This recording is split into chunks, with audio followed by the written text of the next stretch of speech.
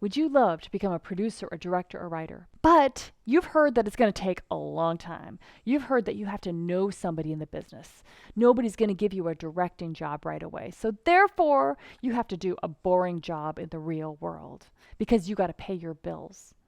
The only reason why you're thinking like that is because you have not been exposed to my A-list program and you have not been exposed to the real film industry. You have not been consistently on film sets and in those production offices and in those visual effects offices where you're able to learn how it actually works out there for the film industry. And you have not been exposed to how do you go fast inside the film industry?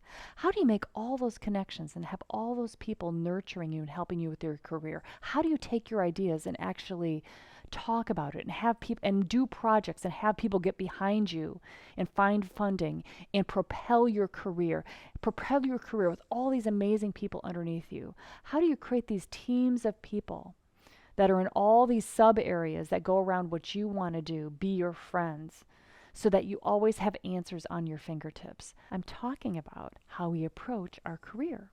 Because we can have a job where we put our head down and work, and the next 20 years go by, and we are working in the film industry doing that one job. But that wasn't the dream. That wasn't the way that we wanted to impact the world. That wasn't like owning the production company and being around all of these amazing people that want to be around us because of the person that we've become.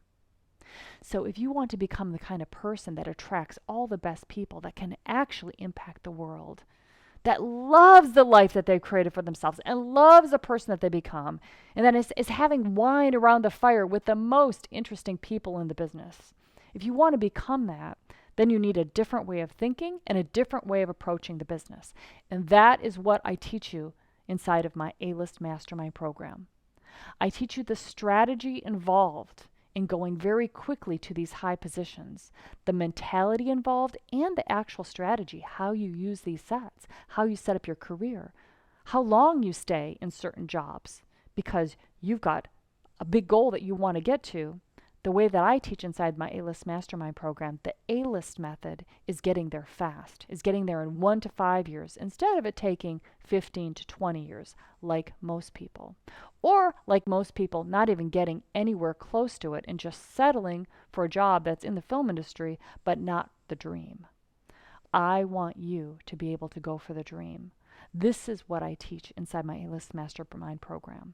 This mentality and the strategy to be able to do that. To give you a small example of that, we go on big sets and we make all of our big connections with people, make a very good impression with those people. And then we know what job that we want to do. We know our end result where we want to go. Then we go on to smaller shoots and we get the experience so that we're now able to do that position. We get that title and we get that experience. Then we go back to the big shoots. And with that experience, and now we start getting hired for that job. That is how we go fast, my friends. And most people don't even know how to get on the sets, any of the sets. Most people don't know how to get on the big sets and how to navigate and get on the smaller sets and how to get those jobs and how to move up and then how to go back to the big sets. But that is what I'm teaching you inside the A-List Mastermind. And now I want to give you an actual example from one of our A-listers who started in London and started getting on sets and thought, oh my God, what I would really love to do is work in visual effects. She's worked with Pixelmundo. She's worked with Trickster. She's worked for the Motion Picture Company. These are major visual effects companies. Like the whole world knows these, and they have offices all over the world. She's working in the Berlin office. She's working as a production supervisor and a producer.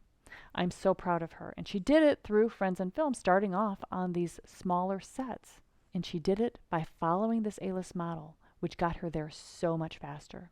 All your dreams are possible inside the film industry. Listen to what Melanie had to say about how she used this program to move so quickly into being a visual effects supervisor on the biggest stuff that there is out there. Enjoy. What was your life like before Friends and Film? And then can you just describe your life like now? Because we really don't know what visual effects life is like at all now. Before I just had it's not that I dislike my job. I was a sales manager for food in the food technology industry. So I was selling machines basically to make cheese and milk. and packaged milk. And I wasn't really passionate about it. I was just good at it, but not Yeah. passionate. It didn't fulfill me. You knew that you were interested in film and you were a Yeah, sales manager. yeah, And then you started getting on some sets, I yeah, remember, and but it wasn't yeah, enough. And you knew that you needed to find out, how do I actually break in so that that's what I do for a living instead of the yeah, sales job. Yeah. Okay. So that's why you started Friends of Film, yeah?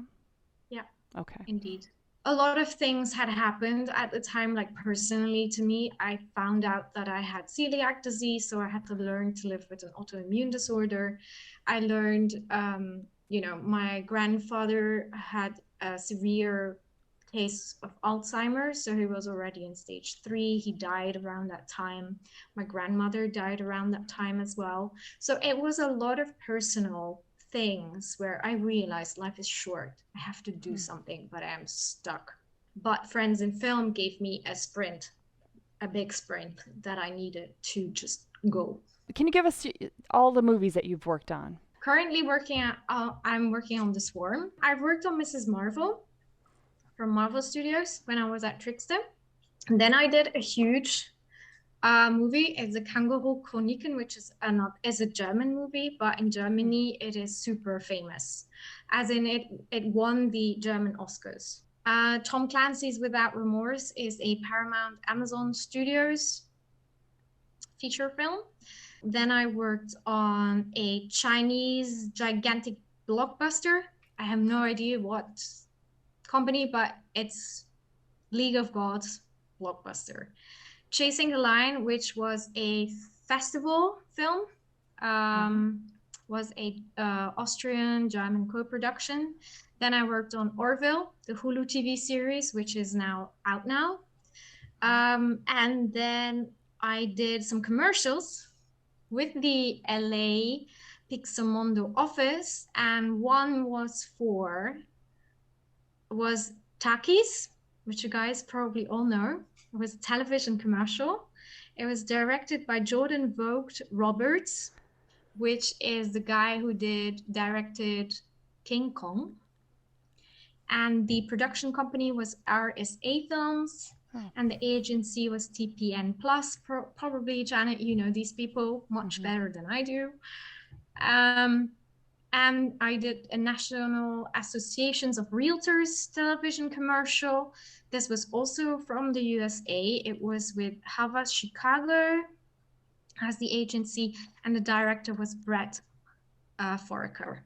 That's the main kind of stuff. If I'm working on set as a producer, Mm-hmm. or say I'm working on set as a DP, Mm-hmm. what kind of life could I have if, what makes me good at possibly getting into visual effects?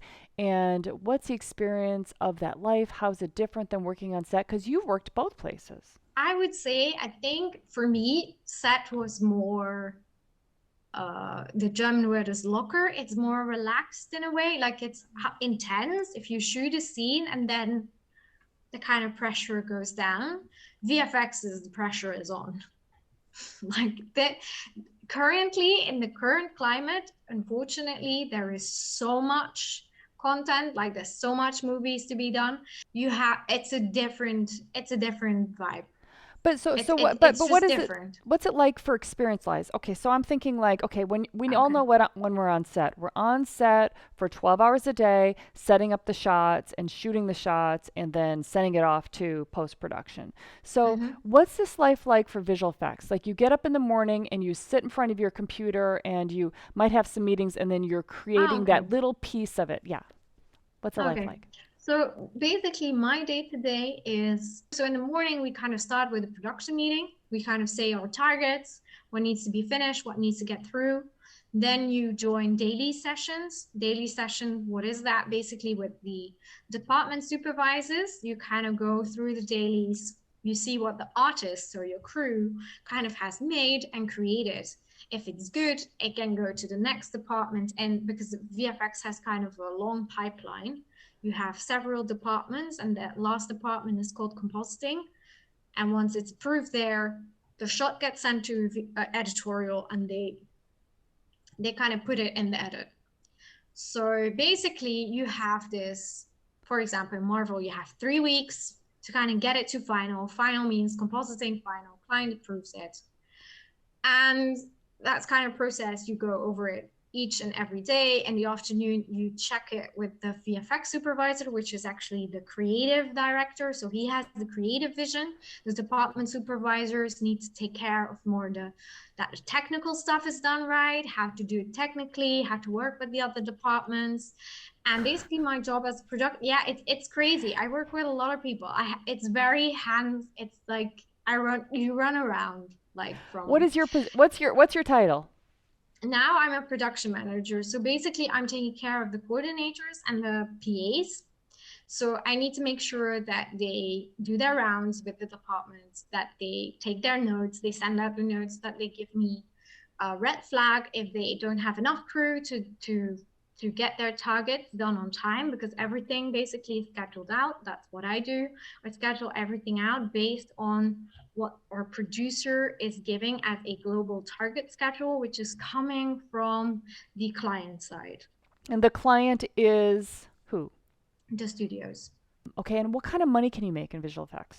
The vendor side, I would say, is not the most lucrative side because they have fixed budgets. However, client side, you can easily make, at least in Europe, I know the budgets in the United States are much bigger, but a month as a VFX producer, I'll just say VFX producer, you can earn easily between $8,000 and $10,000 a month, Yeah, easily. good money. And what is your goal? My goal for like the next 2 years, so 2024, I set myself a goal. I remember when I joined, I was like 2019 plus 5, I want to be producer. So that would be, I want to be a VFX producer. And the idea is to be a VFX producer on client side. So that would be probably a smaller show, like like current. Oh, that's the only thing I forgot to say. We get a number of shots, and the big VFX vendors do shows of at least 2,000 shots. 2,000. The smaller ones do like 150, 200. So to get to my goal, I need to kind of move into smaller show so I can get a higher role, because currently I am a production manager on a 1,000 shot show. So here again, I apply Janet's 1, 2, 3. You go to smaller show, you get a higher role because you've done it already on a bigger show, basically. You can learn, and then you move back to the bigger shows. So that's my next goal. My end goal, because I have like in 10 years, is I want to do what Frank Dodger is doing, bring my production and especially VFX production knowledge to the storytelling world, because I've noticed a lot of showrunners, directors, they don't know VFX at all. They don't know what it can bring, what it can do, how it can make your movie amazing. And I really feel I can add something there. So I'm script reading, I'm script editing on the side, like as a side projects. And I know I'll figure it out. I don't know yet how that will be, but I just put it there as an end result. What she's talking about is, I say, let's work on these big sets and meet all the big people and get our training working on these big union sets. And we might work Yeah. on them as a production assistant, as a second assistant camera, at the beginning jobs in these departments, and working as a production assistant. So those are the big frickin' sets. We meet those people and we learn. And then we go on the smaller shoots and we actually do the jobs, the non-union jobs. We actually will work as a focus puller, as a DP, as a producer. So the higher level positions on the smaller little jobs. And you use both, because when you work on the smaller jobs, you have the credibility of working on the big jobs that you can talk about. And people are impressed. Like doing interviews, I mean, that's a small little job. But if you also work on Mission Impossible as a production assistant, or maybe as a swing or as a second AC, that's freaking impressive to the smaller shoots. Yeah. And then you can move up quickly on the smaller shoots because you also work on the big shoots. You go back and forth. You go back on the big shoots then and you talk about what you did on the smaller shoots. And they're like, oh, wow, you already know that job. And then once you get your union days, they can hire you on the big shoots for that position. Hardly anybody does that. And the reason why is people simply don't think about where they want to end up at and what is the strategy in order to get there fast. I'm so grateful that you are with Friends in Film on our team on the visual effects side to give us this perspective. And, you know, some of us here may have never even considered visual effects. So if we were wanting to dip our toe in that area, what would be your advice? Well, my advice would be if you're working on set, for example, and you're working on a bigger set, it could be in advertising. Most of the time, there's a VFX supervisor on set, and Janet would know. She called these people with the glass Mm-hmm. balls. Mm-hmm. Go to these people, ask them. They have many contacts, and they very easily will say, "Oh, yeah, they're looking for a coordinator there. Oh, yeah, they're looking for a PA there." Because in VFX, for VFX production, you should know that if you're not going the artist route, so you're gonna start making the drag on your computer, but you want to work in the production side, smaller companies, you can already start as a production coordinator. You don't have to do the PA runner. You just go directly and you just learn on the job, which is what I did. At Pixo, I didn't do the PA step. I just went with the coordination. That's what I would advise. Go to a smaller company, so not the big five like DNEG or Framestore or MPC or ILM, because they will put you in the PA and then PA to production. You lose a little bit of time there where go to the smaller productions, like Janet says, be a little bit higher in your role. You'll still do PA tasks, but don't be like, you can do this. Like, who cares? And then, like what I did, I went looking for, I remember my first job, I wanted to have a car advertising or something with a car in my credit. I got that in London. Everyone was super impressed. Like, how did she get a BMW credit? How did she do that?